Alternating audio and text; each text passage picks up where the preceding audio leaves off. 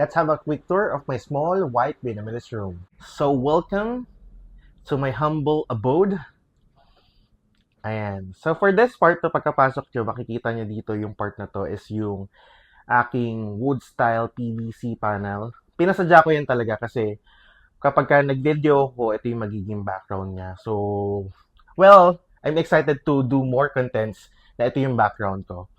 So, naka-pin lights na din ako. And then, ito yung main light ko. This is tricolor na din. Depende sa mood ko. So, this is my bed area. No? So, ang dami kong unan talaga. And then, ang pinaka-importante sa akin, meron akong bolster. And then, this part will be my shoe cabinets or yung shoe storage ko. This is my cabinet. Ang nakalagay dito is yung mga polos ko tsaka yung coat.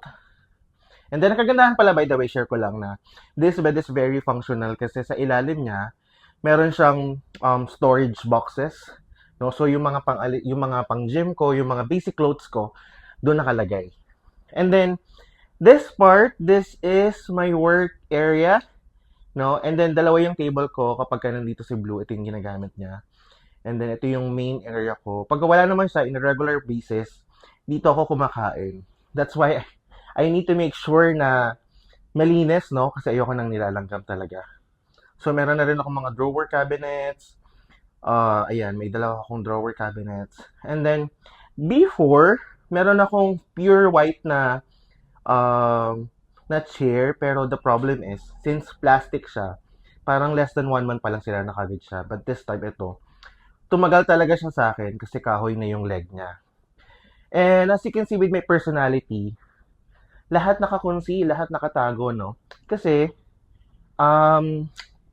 nakaka-stress, no? Since my work area is just near my bed area, gusto ko, pagkagising ko, wala akong kalat na makikita kasi nakaka-stress talaga siya, lalo na nakaka-stress yung work ko. Gusto ko pagkagising ko, clean lang.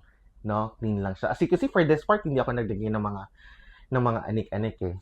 And for this part, nandito yung tissue holder ko, meron ako dito cable management tray, nandito yung, sa part na to, nandito yung trash bin ko.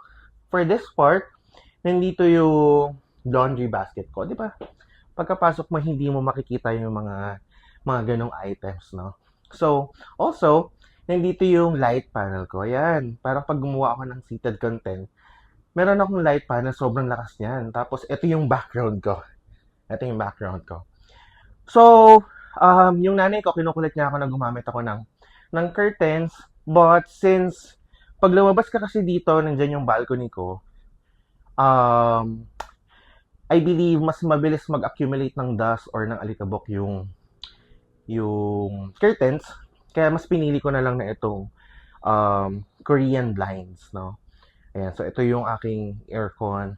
And of course, white yung aking electric fan. Especially mahal ang kuryente kapag ka 24 hours or matagal ako naka-aircon. For this part, we have my storage box or storage cabinets. Maganda to.